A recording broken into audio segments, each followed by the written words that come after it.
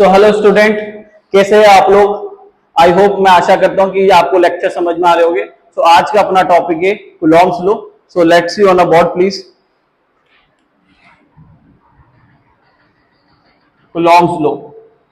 So remember that one thing, Coulomb's gave a law which is for electrostatic force. It gave a law for electrostatic force. Electrostatic force. इसने electrostatic force बताया और इसके कुछ parameters बताए कि जहां जहां एप्लीकेबल होगा। Now first parameter is that this law is used for this law is used for 2 point charges and spherical charge body also.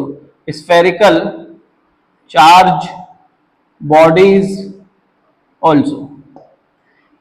ये जो कूलॉम्स लॉ के अकॉर्डिंग जो इलेक्ट्रोस्टैटिक फोर्स है वो एक तो 2 पॉइंट चार्ज के बीच में लगेगा और दूसरा दो स्फेरिकल चार्ज बॉडीज के बीच में लगेगा। Now second parameter is that this law it is used for small distance. Coulomb's law कब लगेगा? जब आप दोनों चार्जों को किसी स्मॉल डिस्टेंस के ऊपर प्लेस करें। Now third parameter is that कि this law follow Newton's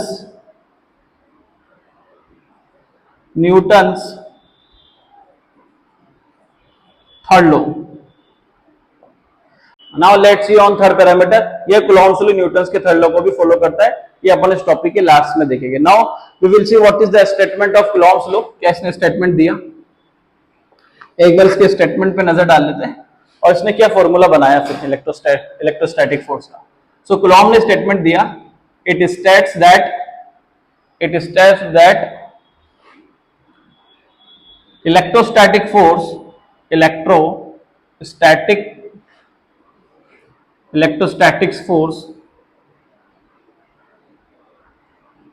is between 2 point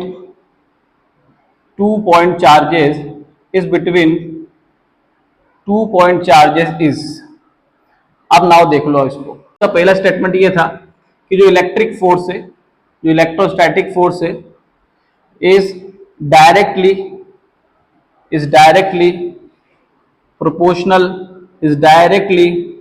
proportional to the product of both charges। Example के तौर पर कि जो F है वो प्रोपोर्शनल है किसके बेटा? Q1 एंड Q2 के। नाउ सेकंड इसका स्टेटमेंट ये था कि this force between two charges is inversely proportional to the square of distance of them। तो दोनों चार्जेस के बीच की जो डिस्टेंस है उनके स्क्वायर के इनवर्सली प्रोपोर्शनल। फॉर एग्जांपल दो चार्ज ले लेते हैं, पॉइंट चार्ज, एक Q1 है और एक R डिस्टेंस पे Q2 है और यहां बीच की डिस्टेंस है R और फोर्स लग रहा है F। I draw the diagram for explaining Coulomb's law। तो इसका सेकंड स्टेटमेंट ये था बेटा कि F इनवर्सली प्रोपोर्शनल है 1/r² के। ये कैसे स्मॉल डिस्टेंस एप्लीकेबल होता है?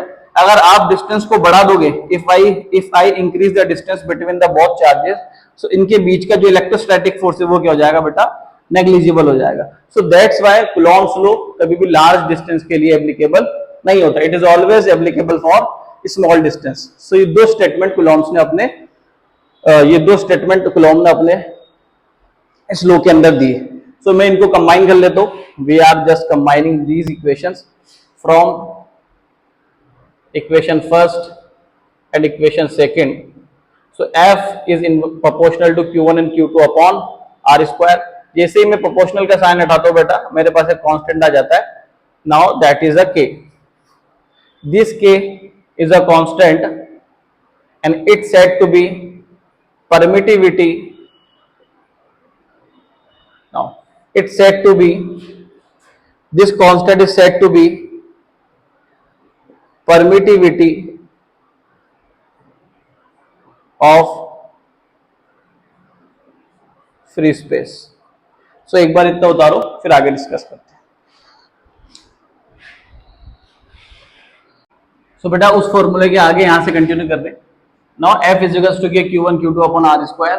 Now K can be written as 1 upon 4 by epsilon naught, और इस पूरी के की मैथमेटिकल वैल्यू होती है बेटा 9 into 10 to the power 9 newton metre square upon coulomb square. इसकी यूनिट के की यूनिट अपन इस फॉर्मूले से निकाल सकते। Now what is the meaning of epsilon naught? This is the actual meaning of permittivity of free space. इस एप्सिलॉन नॉट का ही मीनिंग होता है परमिटिविटी ऑफ फ्री स्पेस, और इस एप्सिलॉन नॉट की एयर और वैक्यूम के अंदर वैल्यू होती है 8.854 10 to the power -12 coulomb square upon newton upon metre square.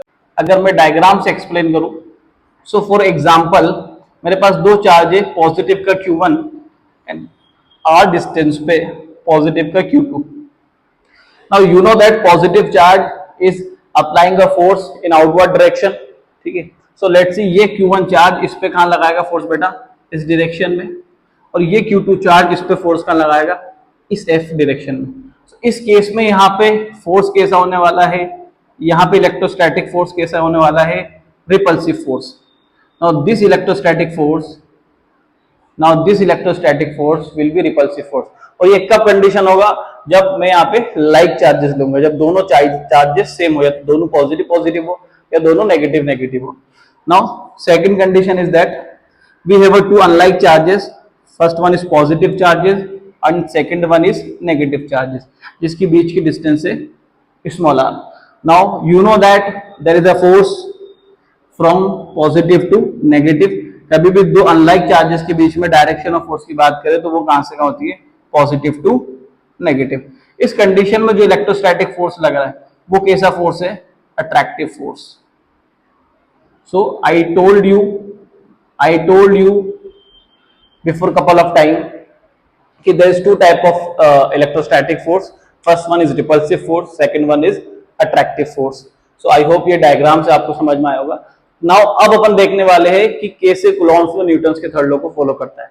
so इसको समझने के लिए एग्जांपल ले लेते हैं।